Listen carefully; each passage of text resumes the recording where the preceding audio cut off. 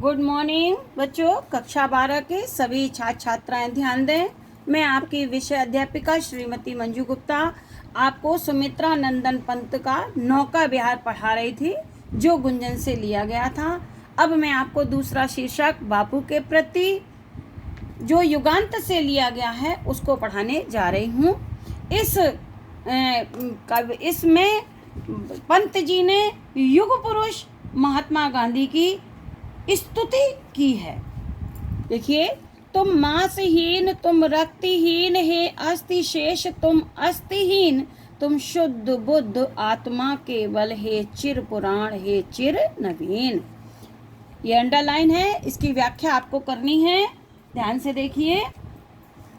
युग पुरुष महात्मा गांधी की स्तुति करते हुए कविवर पंत जी कहते हैं, हे बापू, तुम दुबले पतले शरीर वाले हो, तुम मांसहीन, तुम दुबले पतले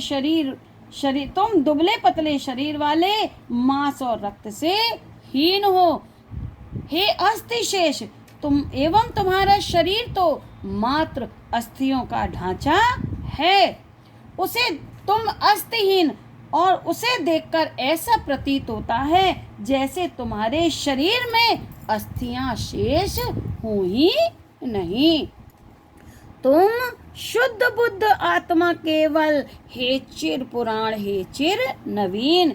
हे बापू, तुम केवल पवित्र, शुद्ध माने पवित्र, बुद्ध माने ज्ञानी, तुम केवल शुद्ध और पवित्र ज्ञान युक्त आत्मा वाले हो। हे चिर पुराण, हे चिर नवीन, हे प्राचीनता के पोषक, नवीनता के उन्नायक। अर्थात तुमने प्राचीन और नवीन आदर्शों का समन्वय किया है। तुम प्राचीन आदर्शों के साथ साथ नवीन आदर्शों को भी स्वीकार करते हो।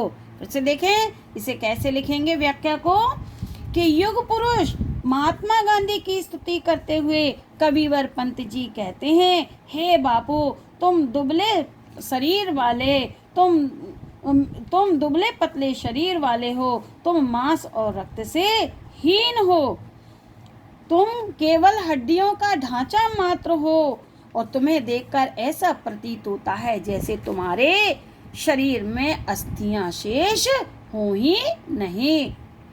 हे बापू, तुम पवित्र ज्ञान से युक्त आत्मा वाले हो। हे चिर पुराण, हे चिर नवीन, हे प्राचीनता के पोषक और नवीनता के उन्नायक, हे प्राचीन आदर्शों और नवीन आदर्शों को में समन्वय रखने वाले। अर्थात तुम प्राचीन आदर्शों के साथ साथ नवीन आदर्शों को भी स्वीकार करते हो। तुम पूर्ण इकाई जीवन की, हे बापू, तुम जीवन की पूर्णता हो, तुम पूर्ण इकाई जीवन की, हे बापू, तुम जीवन की पूर्णता हो, जिसमें असार भव शून्य लीन, जिसमें विश्व की समस्त असारता समाहित हो जाती है। असार माने सार रहित, जिसमें कोई सार ना हो, जिसमें कोई तत्व ना हो। पंत जी कहते हैं, हे बापू, तुम जीवन की पूर्णता हो, जिसमें विश्व की समस्त असारता समाहित हो जाती है। आधार अमर होगी जिस पर भाभी की संस्कृति समासीन। हे बापू, तुम्हारे ही जीवन के आदर्शों से ही, तुम्हारे ही जीवन के आदर्शों पर भाभी की संस्कृति, भविष्य की संस्कृति और सभ्यता समासीन होगी, प्रतिष्ठित होगी। भविष्य की संस्कृति और सभ्यता प्रतिष्ठित होगी। तुम्हारे ही जीवन के आदर्शों पर भविष्य की संस्कृति और सभ्यता प्रतिष्ठित होगी। आगे देखिए, तुम मांस, तुम ही हो रक्त, अस्थि निर्मित, जिनसे नवयुग का तन, तुम धन्य, तुम्हारा निस्वार्थ त्याग है विश्व भोग का वर साधन। इस भस्म काम तन की रज से जग पूर्ण काम, नव जग जीवन बीनेगा सत्य अहिंसा के ताने बाने से मानवपन।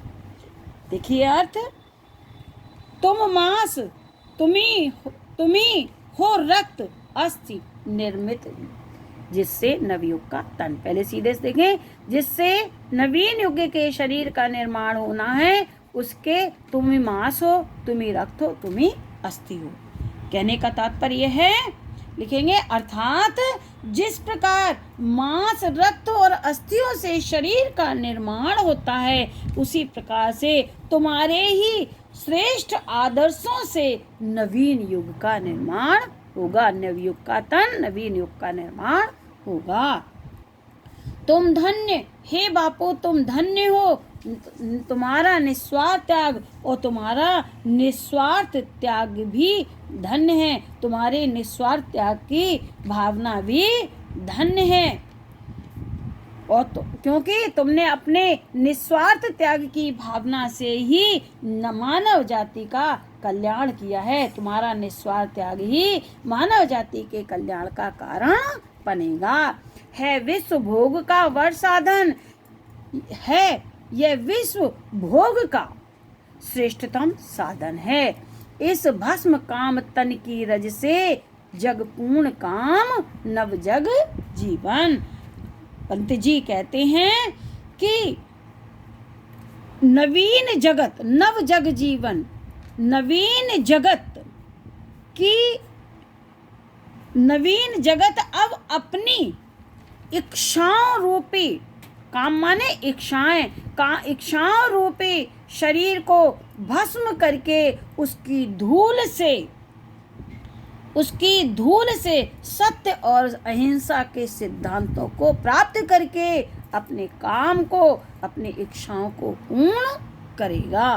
पूर्ण काम अपनी इच्छाओं की पूर्ति करेगा, अपनी इच्छाओं के अनुरूप नवीन शरीर का निर्माण करेगा। इस भस्म काम तन की रज से नव जग जीवन, जग पूर्ण काम नव जग जीवन। पंत जी कहते हैं, ये नवीन जगत अब अपनी इच्छाओं और भावनाओं को भस्म करके उसकी धूल से सत्य और अहिंसा के सिद्धांत को प्राप्त करेगा। बीनेगा सत्य अहिंसा के ताने बाने से मानवपन। पंत जी कहते हैं कि जिस प्रकार एक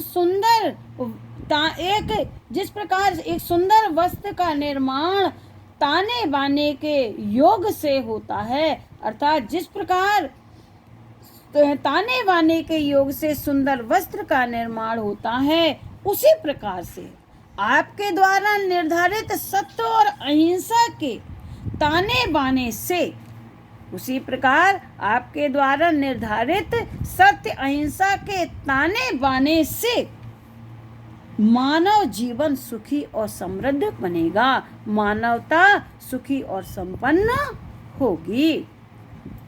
बच्चों, ये पैराग्राफ इम्पोर्टेंट है, जिसको आपको अपनी कॉपी में करना है।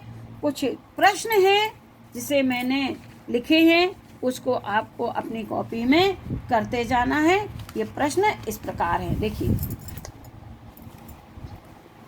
ये आपका गृह कार्य है।